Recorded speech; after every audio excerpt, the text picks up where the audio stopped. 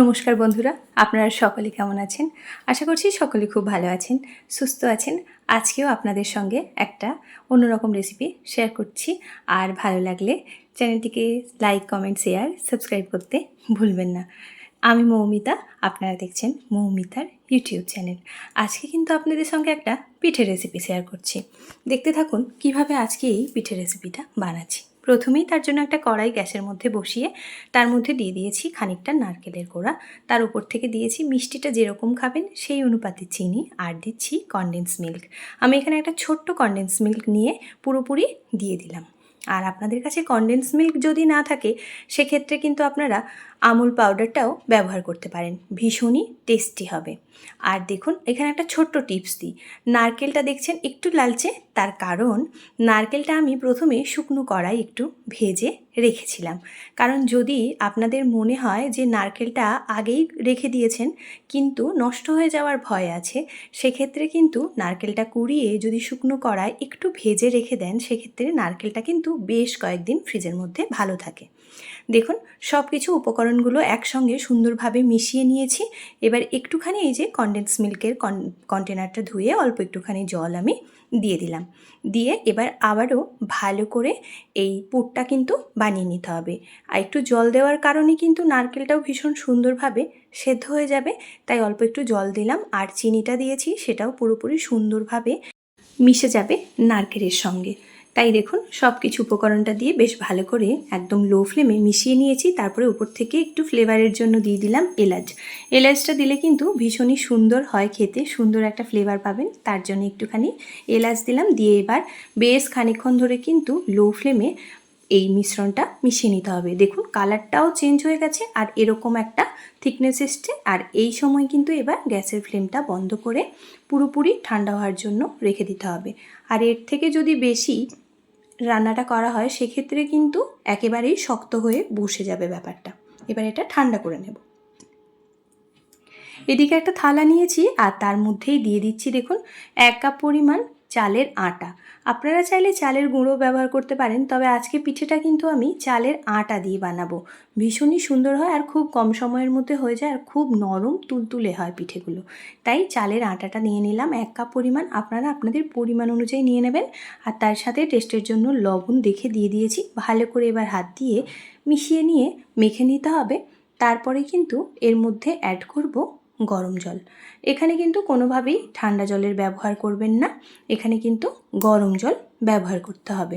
এবারেই দেখুন কাপের মধ্যেই গরম জলটা নিয়ে নিয়েছি আর এরকম অল্প অল্প দিয়ে বেশ ভালো করে যেরকম আমরা আটার একটা ডো বানাই ঠিক সেরকমভাবে কিন্তু ডোটা বানিয়ে নিতে হবে।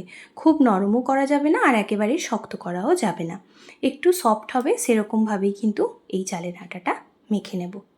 আজকে যে সকল বন্ধুরা আমার চ্যানেলটি প্রথম ভিজিট করছেন আর আমার এই ভিডিওটা দেখছেন, যদি আপনাদের কোথাও একটু ভালো লাগে তাহলে বলবো চ্যানেলটিকে সাবস্ক্রাইব করে আর পাশে থাকা বেল বাটনটি প্রেস করে আর এই ভিডিওটাতে একটা ছোট্ট লাইক করে প্লিজ পাশে থাকবেন। দেখুন সুন্দরভাবে আমার চালের আটাটা মাখা হয়ে গেছে, দেখুন একেবারে হাতেও লাগছে না আর একদম সফট। এবারে এর থেকে ছোট্ট ছোট্ট লেচি করে নেব। এবারেই এই লেচিটা হাতের মধ্যে সুন্দর করে গোল করে একটা ছোট্ট বাটি বানিয়ে নিতে হবে। সকলেই প্রায় জানেন, তবে যারা এখনও অবধি পিঠেটা এখনও বানাননি অবশ্যই এরকমভাবে দেখে বানিয়ে নিতে পারেন। আমি একটা বানিয়ে দেখাচ্ছি, দেখুন কিভাবে বানাচ্ছি। আর এইভাবেই বানিয়ে নিয়ে সন্ধেবেলা কিন্তু খেয়ে নিতে পারেন, ভীষণই ভালো হয়। গরম গরম একদম নরম তুলতুলে, সবাই পছন্দ করবে আশা করছি। আর ভালো লাগলে অবশ্যই একটা কমেন্ট করে জানাবেন আপনাদের এটা আজকে কেমন লাগলো।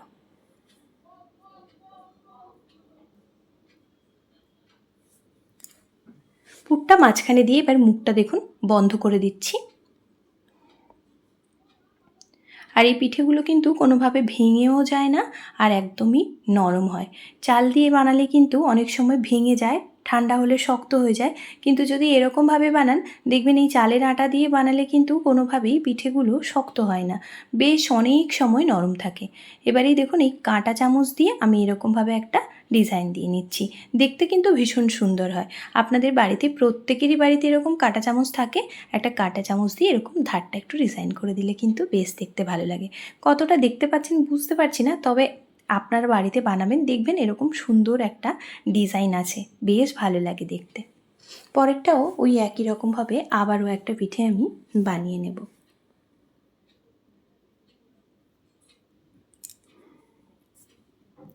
এই পিঠেগুলো বানানো যেমনি সহজ আর খেতেও কিন্তু লাগে দুর্দান্ত, তাই বলবো অবশ্যই একবার বাড়িতে ট্রাই করুন। আবারও দেখুন ওই একইভাবে আরেকটা বানিয়ে নিচ্ছি।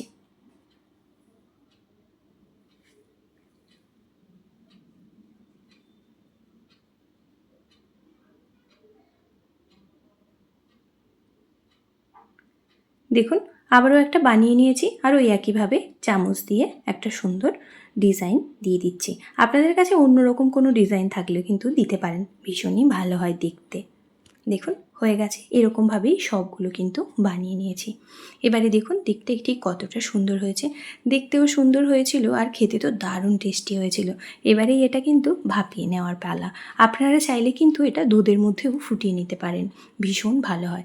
এই জন্য একটা দেখুন ছিদ্র পাত্র নিয়েছি, তার মধ্যে অল্প একটু তেল ব্রাশ করছি যাতে করে পিঠেগুলো কোনোভাবেই এই থালার মধ্যে আটকে না যায়।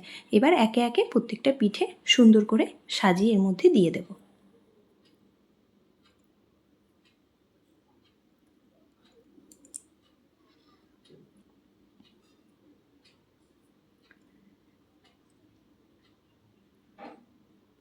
দেখুন সুন্দরভাবে পিঠেগুলো আমার সাজিয়ে দিয়ে দিলাম।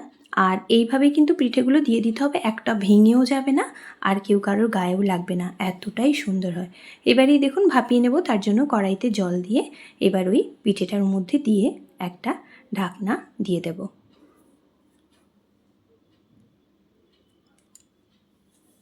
ঢেকে 10 মিনিট কিন্তু ভাপিয়ে নিলেই একেবারেই রেডি হয়ে যাবে গরম গরম মুগশলা পিঠে।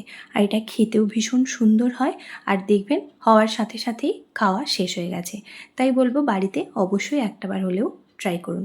আমি 10 মিনিটের জন্য পুরোপুরি স্টিম করে নিয়েছি।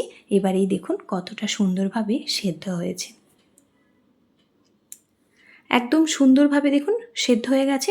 এবারেই আমি এটা নামিয়ে নেব।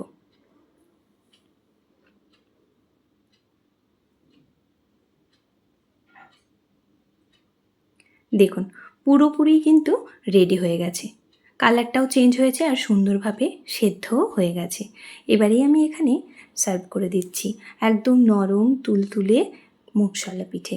আজকে এই মুগশলা পিঠেটা কেমন লাগলো অবশ্যই কিন্তু কমেন্ট বক্সে আপনারা জানাবেন। ভালো লাগলে বাড়িতে ট্রাই করুন, আর কমেন্ট করে জানাতে কিন্তু কোনোভাবেই ভুলবেন না যে আপনাদের ঠিক কেমন লাগলো। এতটা সময় যে সকল বন্ধুরা এখনও পর্যন্ত আমার ভিডিওটি দেখছেন তাদের সকলকে জানাই অসংখ্য অসংখ্য ধন্যবাদ। দেখুন কতটা সুন্দর হয়েছে।